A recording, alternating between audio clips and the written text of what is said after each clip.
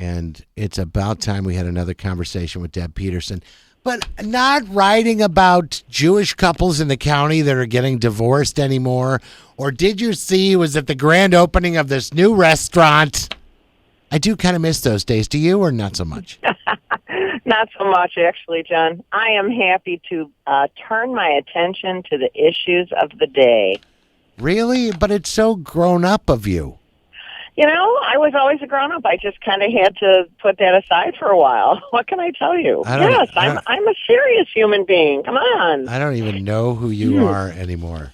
Well, I still have fun, but not having to go to all kinds of things all the time has made me a happier person. I, on the other hand, have stayed true to my juvenile self. Well, you know, somebody had to do it, and, you know, you're the guy. You're the man. I think the last time I talked to you, you had, what, like 3 kids? Yeah, well, I got 4 now, so stop calling me. Okay, you're moving right along. Happy early Father's Day. Stop calling me because I can't afford any more of them. Yeah. All right, so the editorial board, all grown up with their position at the Post-Dispatch and tackling some stuff, a lot of it to do with schools. And this not specifically what you wrote about, but one of my kids is at Grand Center Arts Academy. And, boy, a lot of doings going on there with the board. Well, very interesting, though. We don't really know why. I don't think, I've not read, maybe you as a parent are going to reveal to us on the air today, why the former principal was let go. And despite the great love that apparently the parents and students at the academy feel for her. Well, it was a he said, she said, and the board's being pretty tight-lipped about it, although the outgoing principal, so they say, has signed a thing saying, yeah, you're free to talk about whatever you want to. So I read that, yeah, but still nobody said anything. Yeah, it'll be interesting to see how it plays out, but I believe Miss Loesch, her name is, the one that they were going to bring in from Clayton High School.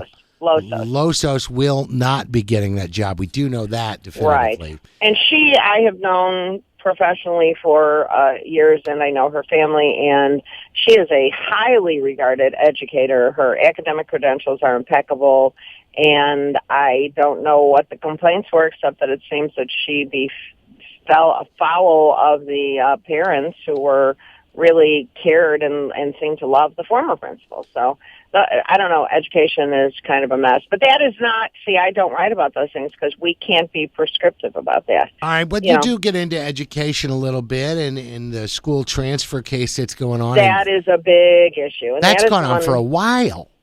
Well, that has been going on. Oh, my goodness. I think there's been that case in itself, which is maybe, 8 years old, something like that. But, the transfer students issue has been going on since I've had kids in school, which was, the late 80s. And it has, this latest chapter, the Supreme Court on this case has twice said the circuit court misinterpreted the law.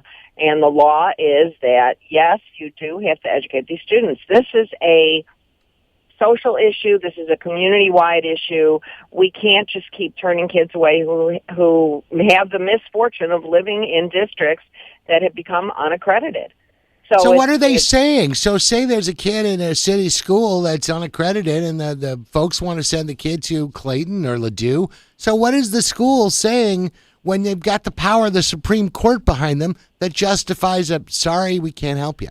Well, it looks like at this point they're saying, we need help financially figuring out how to pay and, how to have these kids enter our district, which will increase the numbers in our district, et cetera. But the kid every kid in the state comes with money.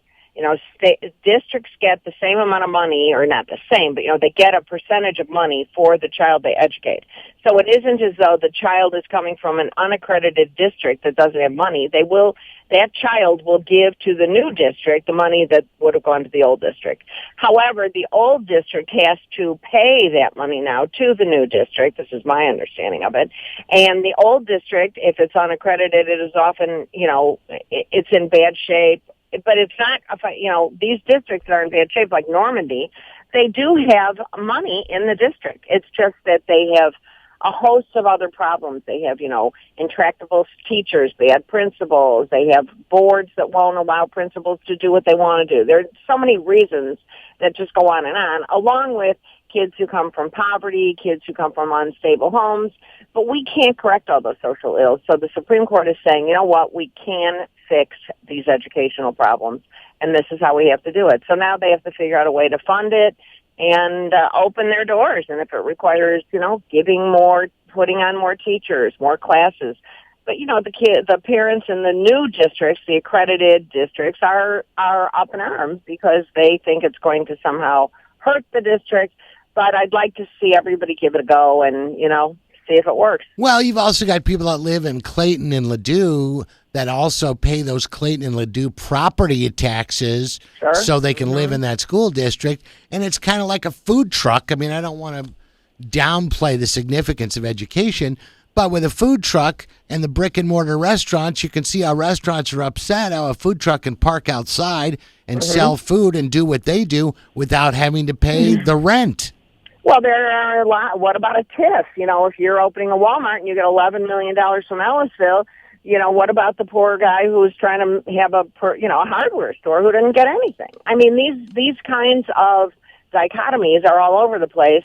And as socially, we have to kind of come to grips with how we're going to deal with that. But we can't keep leaving kids behind uneducated because it leads to greater social ills on the other end. So, these are kids who don't get educated. They go to prison. They don't have jobs. I mean, it's a society's problem. It isn't an individual district. And if you live in Clayton or you live in Ladue, your kids are probably going to be just fine, and you're going to be able to allow these kids. You should.